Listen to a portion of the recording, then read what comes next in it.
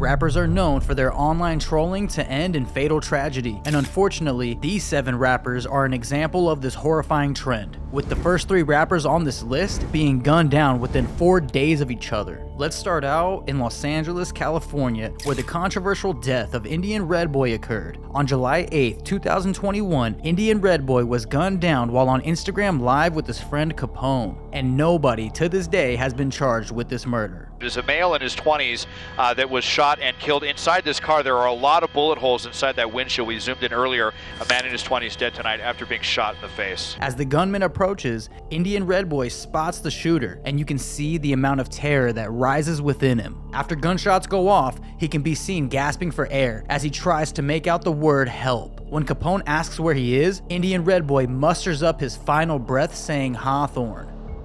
Where you at? Before he is slumped in his car lifeless, found with a ghost Glock on his side. This high-profile hit had shaken up the streets to the point where respected Bloods and hip-hop figures like The Game and Whack 100 would donate to help pay for Indian Red Boy's funeral. While some say the suspect could be a member of the Rollin' 60s Crips as get back for defacing the Nipsey Hussle mural, however, another theory is that it was a hit put out by Red Boy's former gang, the Hollywood Piru Bloods, after he had publicly switched his gang to the Inglewood Family Bloods. The last theory is that it was a dispute over a girl that Indian Red Boy and another member of his gang were seeing at the same time. And word is that she had backdoored Indian Red Boy. However, from the looks of it, I don't believe that we will ever find out who did it. Next on the list, we travel to Chicago, where KTS Dre is shot 64 times within minutes of being released from jail. KTS Dre and his brother KTS Vaughn had been terrorizing the hood while targeting G Herbo and other members of the No Limit gang. The stem of this longtime war had started when No Limit Cairo had a run-in with KTS Dre and Vaughn at a McDonald's in No Limit territory, and this incident would go viral when they would post a video of Vaughn punching Cairo in the jaw and attempts to make Cairo diss his own gang. After KTS left, there could be gunshots heard going off in the distance. This incident would start a war, and as a result, multiple people would be gunned down as get back. KTS was on a hunt and gunned down No Limit G Fazo and No Limit Kobe.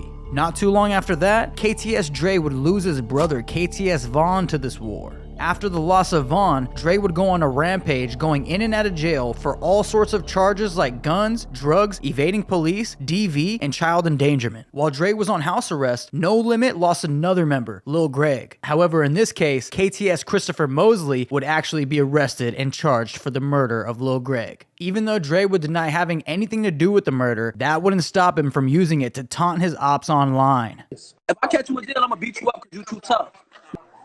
Hey, look, I love you. I'm finna see you my number. Go ahead, send it to me. It's a go. Go.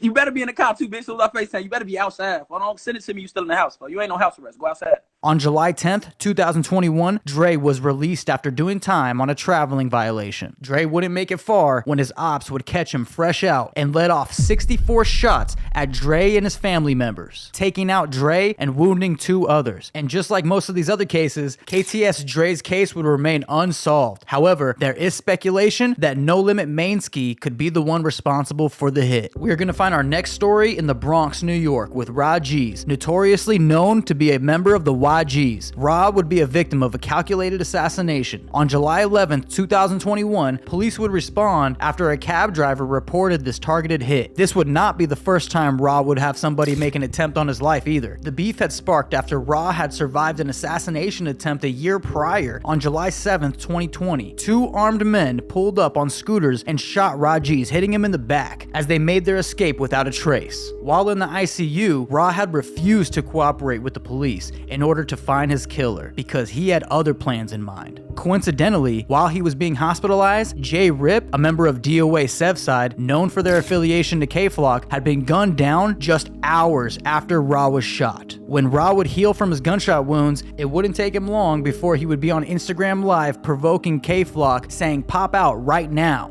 Yo, K-Flock, pop out right now as we speak, nigga. You wanna make shows too, pop out.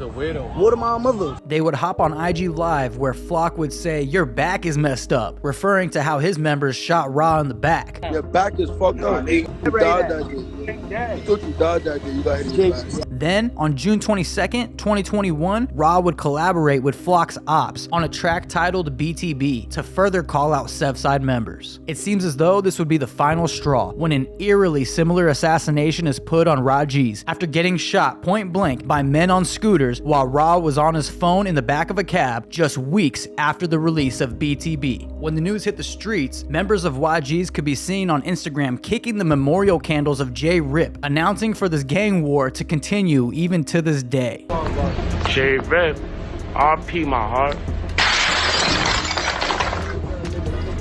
However, unlike some of these other cases, Ra's killers would be apprehended and 4 teens would be taken into custody for this calculated hit on Raji's life. Now we'll head down to Tampa, Florida, where rapper Rolly Bands jumps on his Instagram to let his ops know a lot of these dudes know where I live at for real. I sleep in peace. If a dude wants smoke, I'm at my crib in 5 minutes. It turns out that this message was directed at 2 men that Rolly Bands used to be cool with until a dispute over a tax return scheme went south. And these 2 men would respond to Rolly Band's invitation with gunfire. 2 men charged in the murder of a local rapper are set to face a judge. On July 22nd, 2022, Darren Day would drive demon speed to Rolly's house, where they would spot Rolly outside walking his dog. 13 shots went off, and when Rolly tried to run, Demon Speed would hop out and walk him down. Rolly Bands was pronounced dead the same day, and shortly after, both suspects would be taken into custody for his murder. Up next is Chicago's infamous bloodhound Lil Jeff.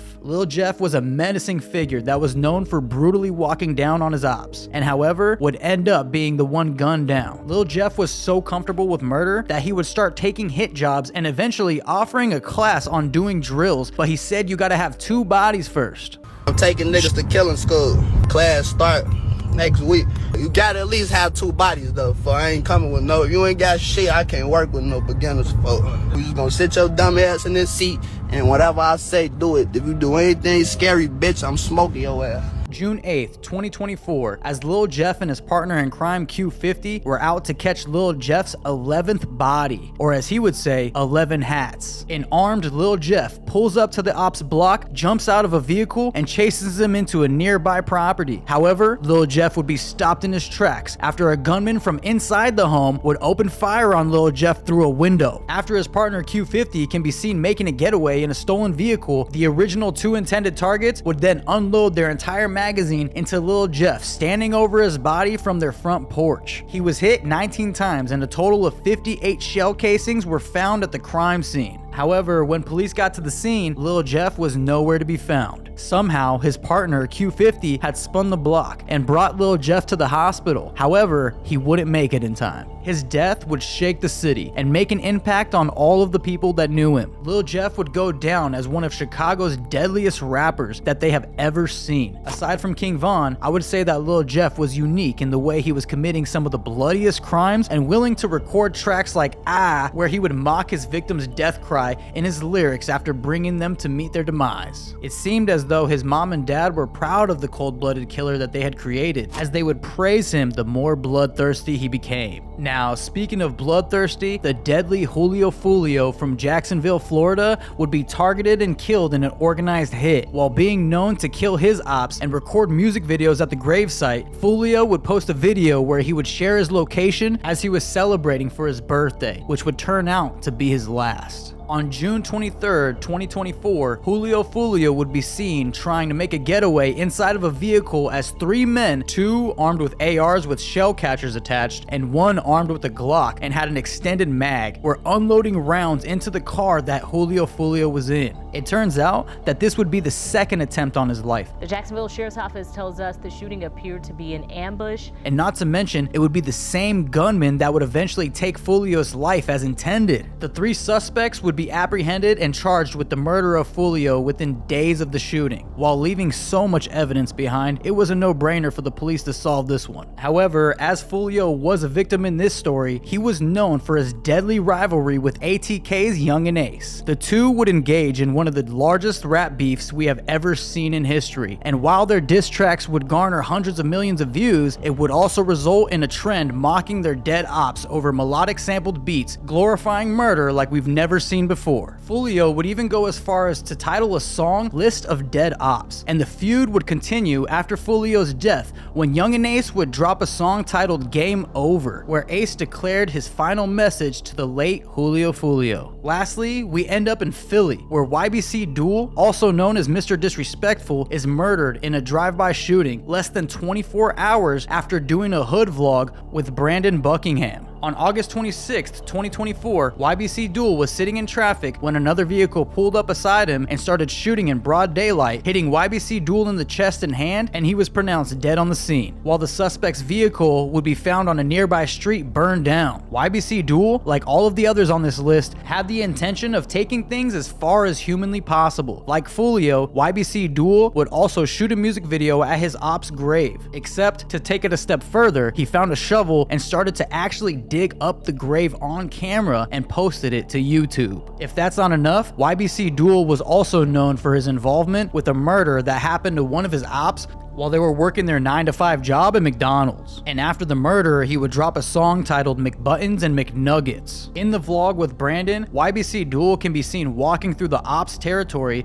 as Duel explains that the reason it's so empty out on the block is because everyone's afraid of him. You see you tortured the whole block? We tortured the whole hood though, like nobody don't come outside around here. We walking through blocks, you don't see nobody. Shit torture, this is a ghost town. I wish I had my niggas, bro. I don't give a fuck about doing this shit right here, bro. What up, bro? I just do this shit now cause it's like, if I don't do this shit, bro, I'm gonna be a nut-ass nigga if I don't make it out the hood. Like, if I don't get successful, bro, and get rich, bro, I'm gonna feel like I'm a nut-ass nigga, and I'm gonna feel like I failed all my homies. And during the vlog, gunshots can be heard going off in the background. YBC Duel had one intention, and that was to disrespect anyone who would question his killing capabilities, even if that meant it would cost him his own life. Now, we can't speak on this topic without bringing up King Von. I didn't include him because he was on a whole other level. Lil Jeff came close, not quite as sinister. However, the rappers on this list are all so young and equipped with potential to reach great heights through their music. It's unfortunate that the life of crime had to grab a hold of these individuals to where they had used their music as a vehicle for death.